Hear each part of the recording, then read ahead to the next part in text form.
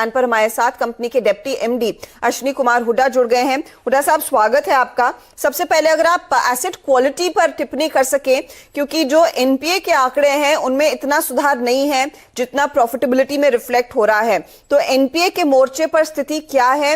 ये क्या कोविड के चलते लोगों ने मॉरेटोरियम लिया, पेमेंट ठीक से नहीं हो पाए हैं, उसका एक रिफ्लेक्शन है? इंडियाबुल्स हाउसिंग का एनपीए स्टेबल रहा है, मार्जिनल इंक्रीज है क्योंकि कंपनी की बैलेंस शीट कॉन्ट्रैक्ट हुई है। तो अगर हम पिछले साल कॉन्ट्रैक्शन नहीं मानते हैं तो वो 1.8% पे एनपीए होते हैं हमारे, ग्रॉस एनपीए, जो कि स्टेबल होते हैं। पर क्योंकि बैलेंस शीट घट गई है तो वो 2.2% दिख रहे हैं। पर कंपनी की एनपीए सिचुएशन स्टेबल है, और क्योंकि हम एक घर फाइनेंस करते हैं तो हर लोन के पीछे एक रियल एस्टेट, घर या ऑफिस है जिसकी वैल्यू बरकरार है, तो इसमें कोई लॉस नहीं होता अगर एनपीए हो भी जाए। तो उसके चलते मैं कहूँगा कि हमारी एसेट क्वालिटी पूरी इस साइकिल में काफ़ी स्टेबल रहने वाली है आगे चल के भी। जहाँ तक मॉरेटोरियम का सवाल है, जहाँ मई में हमारे 35% कस्टमर मॉरेटोरियम के अंडर थे, वो जुलाई के महीने के एंड तक केवल 16% रह गए हैं। तो काफ़ी इम्प्रूवमेंट है, क्योंकि ये एक कोई फ्री ऑफ कॉस्ट ईएमआई का डेफरमेंट नहीं है, उसके अंदर कॉस्ट है, आगे जाके इंटरेस्ट के साथ देनी पड़ती है वो ईएमआई जो आप नहीं भर रहे। और जो घर का लोन है बहुत सेफ लोन होता है, तो वो एक्स्ट्रा कॉस्ट लेना नहीं चाहता, इसके लिए लोग समय से पहले ही मॉरेटोरियम नहीं ले रहे हैं और वो रेगुलरली पे करना शुरू कर दिया है। सो एसेट क्वालिटी पे मेरे को अपने बिजनेस में ज्यादा कंसर्न आगे जाते हुए दिखता नहीं है। ओके सर, मैं एक चीज भी नोटिस कर रही हूँ कि इस समय बाजार में सबसे ज्यादा चर्चा यही हो रही है कि अब क्योंकि मुंद्रा साहब कमान संभालेंगे एमडी और सीईओ की, उनके आने के बाद क्या किसी तरह का क्लीन अप की जरूरत होगी? क्योंकि जब भी इस तरह का बड़ा मैनेजमेंट चेंज होता है, नया मैनेजमेंट आकर नए सिरे से बुक्स को देखता है और जहां पर उनको लगता है कि थोड़ा सा प्रेशर आ सकता है, वहां पर शायद पोजीशन अपनी हल्की करना चाहता है। तो किसी तरह के अकाउंट्स में जहां पर आपको लग रहा है दिक्कत है, क्या क्लीन अप एक्ट देखने को मिलेगा अगले क्वार्टर में?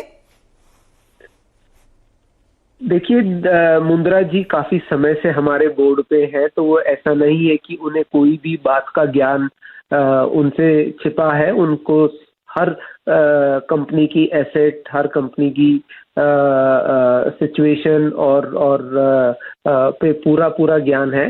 दूसरा, मॉर्टगेज एसेट्स में डिफॉल्ट लेवल्स जनरली कम रहते हैं, अनलाइक इंडस्ट्रियल लोन्स या जहां इंफ्रास्ट्रक्चर लोन्स होते हैं उस टाइप का डिले नहीं है।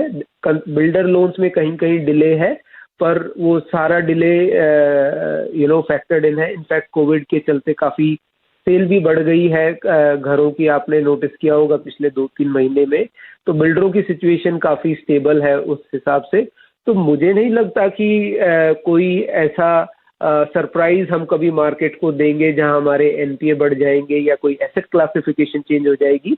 मुंद्रा जी इतने सालों से हमारे बोर्ड पे हैं, उनको सब चीजों का पूरा ज्ञान है। ओके सब प्रोविजनिंग के मोर्चे पर इस क्वार्टर में ऑफ कोर्स आपने थोड़ी सी काउंटर सिक्लिकल प्रोविजनिंग की है, क्या इसकी जरूरत आने वाले तिमाहियों में भी मैक्रोज के पर्सपेक्टिव में रहेगी? क्योंकि अभी भी हम देखें तो इकोनॉमी को रफ्तार उतनी नहीं मिली है जितनी शायद उम्मीद थी।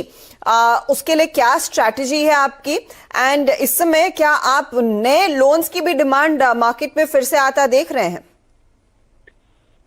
तो मार्केट की स्ट्रेटजी प्रोविजनिंग पे हमारी आगे चल के स्टेबल रहेगी। काफी सारे लीवर्स हैं हमारे पास, जैसे कि हमारा ओक नॉर्थ बैंक का स्टेक जब भी हम सेल करेंगे वो उससे प्रोविजनिंग क्रिएट होगी। तो ऑलरेडी हमने काफी सारी प्रोविजनिंग लास्ट क्वार्टर और इस क्वार्टर भी 300 करोड़ की एक्स्ट्रा प्रोविजनिंग हमने की है। तो काफी हमने प्रोविजनिंग कुशन कवर ले लिया है। मॉर्टगेज बिजनेस में लॉस नहीं होता लोन एनपीए होने के बावजूद भी, क्योंकि एक रियल एस्टेट एसेट पीछे होती है, घर पीछे होता है। तो उसके चलते मुझे नहीं लगता कि हमें कोई एक्स्ट्रा प्रोविजनिंग अब करते रहना पड़ेगा। हमने मोस्ट ऑफ द प्रोविजन कर ली है। एक्स्ट्रा बफर बनाएंगे जब भी हम ओक नॉर्थ बैंक का स्टेक सेल करेंगे। तो मुझे नहीं लगता कि देयर इज प्रोविजनिंग कॉस्ट आगे चलकर। जो अच्छी बात है कि बैलेंस शीट अब स्टेबलाइज हो गई है, हमें फंडिंग मिलनी शुरू हो गई है मार्केट से। हमने ऑलमोस्ट 10,000 करोड़ से ज्यादा रुपए जुटाए थे पिछले क्वार्टर। तो ये आरबीआई और गवर्नमेंट के चलते एनबीएफसीज को जो लिक्विडिटी स्कीम सपोर्ट और एनएचबी का सपोर्ट जो दिया है, उसके फलस्वरूप काफी अच्छी लिक्विडिटी मिलनी शुरू हो गई है। तो आगे अब हम ग्रोथ देख रहे हैं। इस साल हमारा टारगेट है 28,000 करोड़ रुपीस जुटाने का। ऑलरेडी 40% हम ऑलरेडी ड्रॉ डाउन कर चुके हैं, 20% एडवांस स्टेज पे है। तो 60% इस क्वार्टर के अंदर इस 28,000 करोड़ का कंपनी को अवेलेबल हो जाएगा। और आप देखेंगे कि इस साल में हम लगभग 12,000 करोड़ की ग्रोथ की टारगेट कर रहे हैं। तो अभी ग्रोथ का फेज वापस आ गया है और लिक्विडिटी सिचुएशन काफी अच्छी लग रही है। आपका जो क्वेश्चन है कि होम लोन क्या घर बिक रहे हैं, क्या रियल एस्टेट मार्केट परफॉर्म कर रही है, तो जो रेजिडेंशियल सेगमेंट है, घर का सेगमेंट है, वो बहुत अच्छा कर रहा है।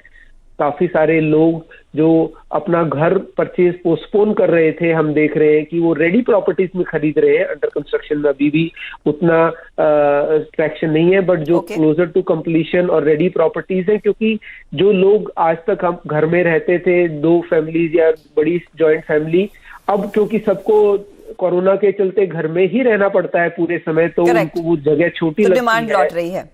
हाँ, तो उसके कारण काफी डिमांड लौट रही है। हमने देखा है बेंगलोर, हैदराबाद, एनसीआर और मुंबई में काफी अच्छा डिमांड हुआ है।